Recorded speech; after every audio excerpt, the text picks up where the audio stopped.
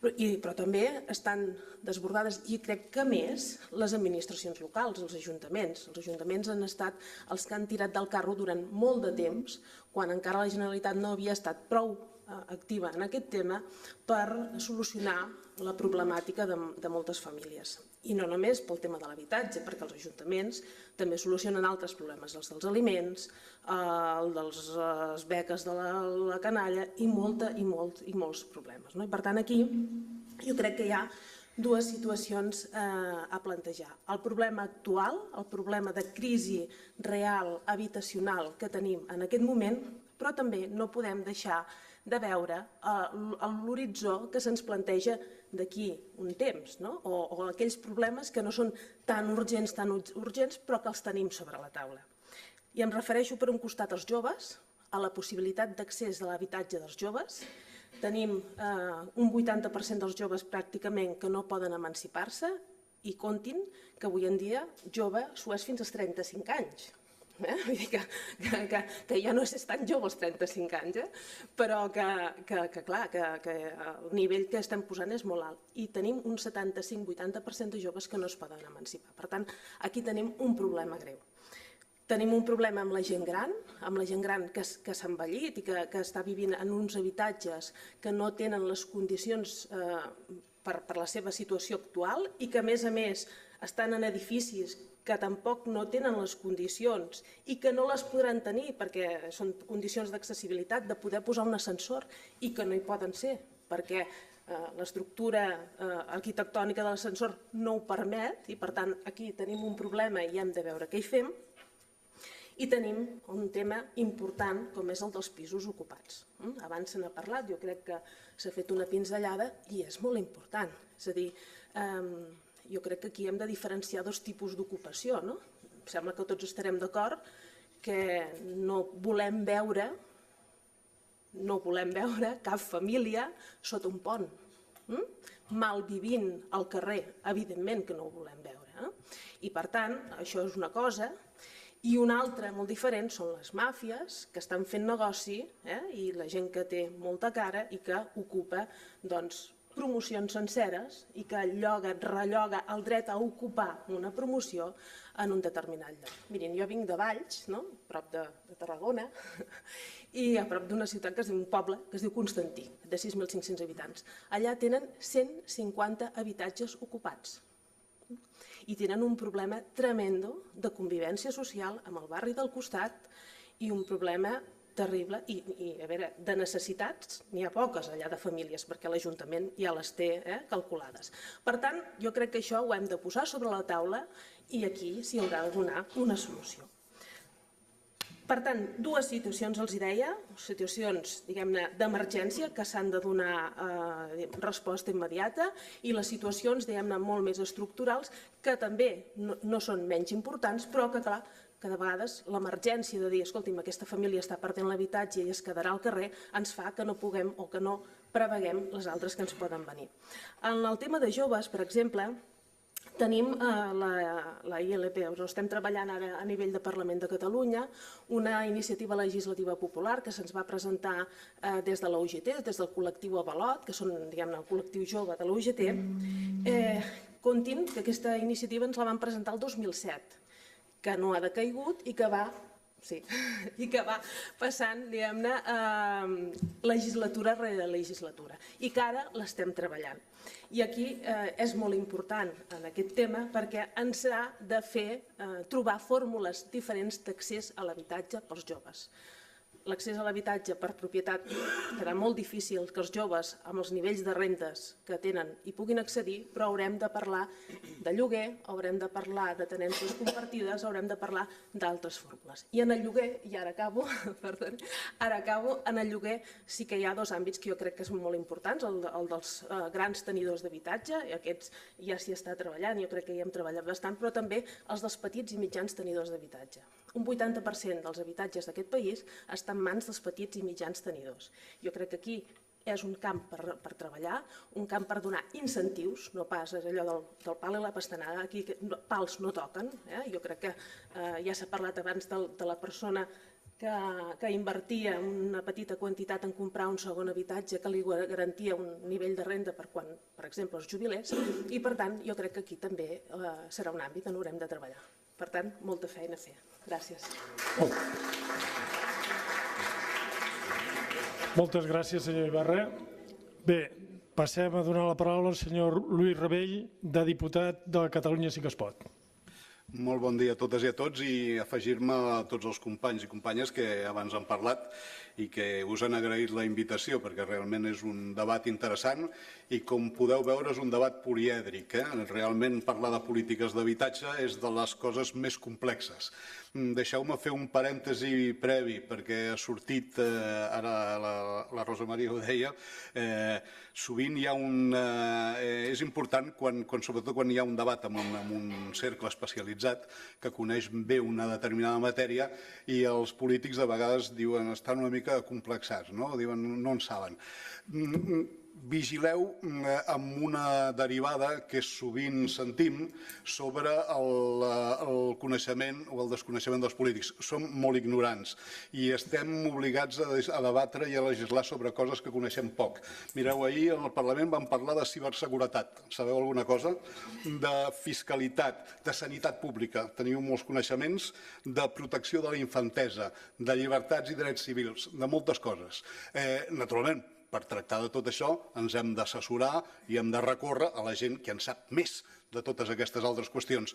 Però de vegades quan es fa un anatema general sobre els polítics o la classe política, que no és una classe social, i això us ho puc discutir de totes, ni tan sols exactament una casta, perquè n'hi ha que són més casta que d'altres, depèn dels vincles que tinguin amb determinats estaments de la societat. Però quan es fa això, de vegades s'incorre en el risc de pensar que estaríem millor governats per una mena de despotisme il·lustrat, per una societat dirigida per un consell de savis. I sabem que per experiència en una societat com la nostra, on hi ha grans desigualtats, els savis acaben sent aquells que poden financiar els que tenen més possibilitats. Per tant, guardem-nos de vegades això sí que és populisme, d'aquestes derivades tan fàcils sobre la ignorància i el coneixement. Que sempre, dit això, hem de ser molt modestos perquè hem d'aprendre de moltes coses. I aquí venim, entre altres coses, també per escoltar-vos. Sobretot per escoltar-vos i veure si ens enterem d'alguna qüestió i copsem més d'allò que sabem. Algunes pinzellades molt ràpides, ja s'han dit moltes coses. Aviam, un tema perquè ha provocat remors a la sala, no? Quan s'ha parlat del que contempla el projecte de llei que tenim ara al damunt de la taula sobre l'expropiació de l'usdefruit. Això estava contemplat en la llei aprovada pel Parlament de Catalunya el 2007. Va ser, quan es va aprovar això, va suscitar uns debats enormes. Es deia que això ens col·locava més o menys com a Corea del Nord, que era el retorn del bolxevisme en força, i finalment, i que clar, hi havia el perill que ens prenguessin la casa. Finalment, després del 2007 es va veure que qui prenia la casa a la gent eren els bancs. Aquest projecte, aquesta llei, aquesta disposició va ser efectivament abolida per les lleis òmnibus, com van entrar el primer govern, el govern dels millors, el govern de Convergència, amb el suport del PP en aquell moment, i ara es recupera. Benvinguda sigui la recuperació. Cal dir que aquesta llei del 2007 i aquest apartat no ha estat impugnat pel Tribunal Constitucional. És una llei plenament constitucional. Ho dic perquè si algú es pensa que si algú vol fer un recurs, ara estan molt llançats amb els recursos, però des del 2007 ningú ha impugnat aquesta llei. Ha estat impugnada o abolida parcialment, temporalment, pel Parlament de Catalunya, no pel Tribunal Constitucional. Ho dic perquè estem davant d'una situació en què la situació, com us deia, és molt complexa. Hem de resoldre i hem de partir de si estem d'acord o no sobre una qüestió que és fonamental, que és el que vertebra totes les polítiques públiques d'habitatge. Si considerem que l'accés a l'habitatge és un dret o no. I un dret que ha de prevaldre per damunt d'altres drets també legítims. Això és important perquè hem d'entendre que si considerem que l'habitatge és un dret, l'ús social de l'habitatge ha de prevaldre sobre determinades prerrogatives de la propietat. aquesta és una discussió política, que té conseqüències i que interpretar-la d'una manera o d'una altra efectivament pot frustrar determinades expectatives de negoci, però no totes les expectatives de negoci són legítimes en la societat. I els poders públics han de governar en funció de l'interès social i han de frustrar a vegades determinades expectatives de negoci. De la mateixa manera que han de protegir els drets generals de la ciutadania i també el dret a l'ús de la propietat, però dins d'uns determinats paràmetres. M'explico. Una de les coses que discutirem i que estem plantejant actualment en el debat parlamentari és el tema dels lloguers abusius i de la regulació dels lloguers abusius. A Barcelona, el 95% dels desnonaments que es produeixen és per incapacitat de pagament de lloguers. Jo us puc dir que, per exemple, en el meu barri, on jo visc en una casa que va ser dels meus pares, i que és una casa que té 60 anys, més de 60 anys, els lloguers que s'estan pagant ara són de 1.200, 1.300 euros. Cap família amb una renda mitjana pot satisfer les seves necessitats d'accés a l'habitatge amb aquestes condicions. Per tant, estem parlant de situacions, efectivament, d'una situació tremenda, que venim, que heretem del fracàs i de l'ensorrament d'un determinat model econòmic i de concepció de l'habitatge.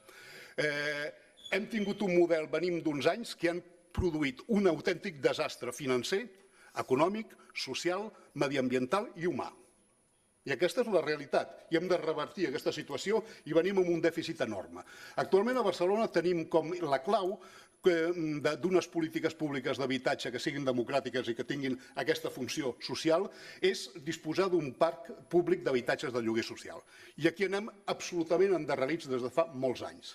A Barcelona devem tenir aproximadament poc més de l'1% d'habitatges en aquestes condicions.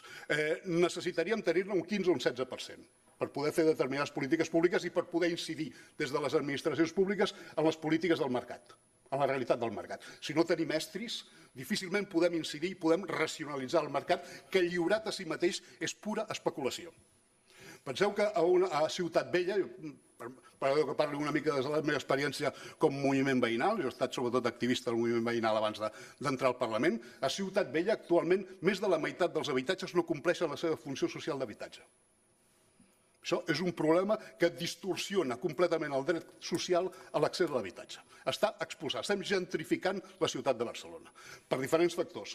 Manca d'habitatges de titularitat pública, pressió tremenda i desbordada del turisme, que no arribem a governar, pressió de les polítiques especulatives, pressió de les inversions internacionals sobre Barcelona, que és una ciutat molt llaminera, destinada, un dels elements més rendibles per les masses de capital circulant a nivell mundial és la inversió en les ciutats. I les inversions de caràcter especulatiu, però aquestes inversions de caràcter especulatiu estan soscavant el dret de la ciutadania a tenir un habitatge digne. Aleshores, clar, les polítiques públiques han de contenir aquestes tendències del mercat amb unes polítiques intel·ligents, democràtiques, però enèrgiques en alguns casos. I clar, aquí, per exemple, un ajuntament democràtic ha de combatre el tema dels apartaments turístics, la proliferació d'apartaments turístics, que estan tenint una pressió a l'alça dels preus de l'habitatge insostenible. Aquí, clar, hosti, quin negoci més maco seria tenir apartaments turístics. Doncs has de frustrar aquesta expectativa de negoci perquè, si no, estàs expulsant la gent de la seva ciutat. És veritat, i t'ho puc dir. Mira, t'ho puc dir concretament en el meu barri. En el meu barri, a Esquerra de l'Eixample, ens estem barallant i hem obtingut, després de molts anys de mobilització i de reivindicació, que hi hagi 2 promocions d'habitatge públic. Una per gent gran, habitatge total, i una altra de 35 habitatges de lloguer social. Seran els primers que tenim a l'Esquerra de l'Eixample en molts i molts anys. La gent del meu barri, del meu carrer, gent gran, no pot pagar els lloguers. No pot pagar els lloguers i tenir un apartament, o tenir, que finalment no és, perquè sempre hi ha aquesta discussió sobre el que té un pis que l'utilitza. Hi ha algun que l'utilitza. El que té un pis que l'utilitza, generalment ve un altre que té més diners i li compra el pis i constitueix un parc d'habitatges d'ús turístic. I això prolifera. A Barcelona n'hi ha més del doble dels declarats que estan funcionant, perquè és rendible fins i tot exposar-se a una multa. I aquesta és la realitat social que tenim, aquesta és la realitat. Aleshores hem de tenir un tipus de legislació i un tipus d'intervenció que estiguin que estiguin orientades a la justícia social, si no anem a factors de distorsió. I algú pensa que això és potser aturar el desenvolupament econòmic. Però escolteu, quin desenvolupament econòmic va tenir el lliure mercat en els anys de la bombolla immobiliària? Estem pagant encara tots els costos. Encara n'estem pagant tots els costos. Per tant, hem d'aprendre d'aquesta lliçó i no tornar a unes polítiques que reactivin les bombolles en altres aspectes, com ara pot ser amb el tema dels lloguers. I aquesta és una de les discussions més dures que tindrem en realitat, si vaig acabant, que tindrem en seu parlamentària i a tot arreu. Perquè finalment, en el Parlament i en les discussions que hi ha en el Parlament, el que es condensen moltes vegades són conflictes de diferents interessos. I aquesta és la realitat. En realitat el que tenim són debats sobre quines polítiques públiques i quina voluntat de redistribució i d'equitat tenim des de les administracions públiques. I això és el que fa aquesta discussió complicada, el que la fa polèmica i el que la fa que tinguem diferents punts de vista que no són estrictament tècnics, sinó que són diferents confrontacions de diferents interessos que podem considerar legítims, però que finalment són els poders públics els que hauran d'arbitrar. Molt bé. Moltes gràcies, senyor Rebell. Donem la paraula al señor Alberto Villagrasa del Partido Popular. Gracias. Bueno, primero agradecer la invitación, felicitaros por el 80 aniversario de la Federación, perdonar el tono de voz porque son cosas del tiempo. Y bueno, yo creo que podría compartir muchas cosas en las que han hecho mis compañeros y otras no, evidentemente. Sabemos que venimos de un escenario complicado para todo el mundo inmobiliario, que al final pues estabilizó los precios, se paró la construcción, también afectó a lo que es la administración pública, porque las ayudas se rebajaron, también paramos de construir con la administración. Pero yo creo que es injusto echar toda la culpa al mercado y a los privados. Yo creo que es bastante injusto, porque al final, si ha habido un mercado privado, ese mercado privado ha generado también puestos de trabajo, ha generado impuestos y ha generado riqueza a esos ayuntamientos, ingresos a esos ayuntamientos que hoy le echan toda la culpa al mercado. Por lo tanto, no seamos tan injustos con el mercado, porque sin el mercado pues no tendríamos administraciones, la administración estaría en bancarrota, si no hubiese turismo y si no hubiese inversiones, pues no sé de qué viviríamos. Y al final hay que hacer también un poquito de autocrítica como administración. O sea, la administración en los últimos años no ha generado pisos públicos de protección, no ha podido construir. La excepción es precisamente el consorcio de la zona franca que viene delegada del Estado, que es el único que ha podido construir viviendas sociales prácticamente en los últimos años. Pero hemos aprendido de los errores. Hemos de dejar vender, por ejemplo, vivienda pública. Es verdad que todas las administraciones, incluso nosotros como grupo, yo vengo del Ayuntamiento de Barcelona como concejal, pues siempre apostábamos pues, por la venta de pisos de protección. ¿Por qué? Porque veníamos de una costumbre que entendíamos que todos teníamos que tener un piso de propiedad. Quizás para la venta del privado es algo aconsejable, pero para la administración lo que necesita es tener un parque público de vivienda pública para poder gestionar sobre todo las situaciones de extrema necesidad. Y por lo tanto yo creo que ahora las administraciones, todas, lo que no pueden hacer es vender. Y tienen que apostar por el alquiler. ¿Qué hemos de hacer también? Fomentar la rehabilitación. Hemos de dejar como administración, no hablo como mercado privado, como administración, hemos de dejar de construir. En algunos casos habrá excepciones, pero hemos de fomentar la rehabilitación. Si hay algo que está construido, ¿para qué vamos a gastar más? Si lo único que podemos hacer o lo que podemos hacer es mejorar lo que hay. Y la rehabilitación nos saldrá más barata seguramente que la construcción. ¿Qué más podríamos hacer? Adquirir, en casos muy concretos, fincas que estén vacías. Yo cuando era concejal, yo estaba adscrito a Ciutat Vella también, señor Rabell, y habían fincas en el Raval que estaban completamente vacías desde hacía años. Y estábamos convencidos que los propietarios querían vender, porque no era rentable ni para la sociedad tener una finca vacía, ni era rentable para el propietario, que al final le generaba un gasto innecesario.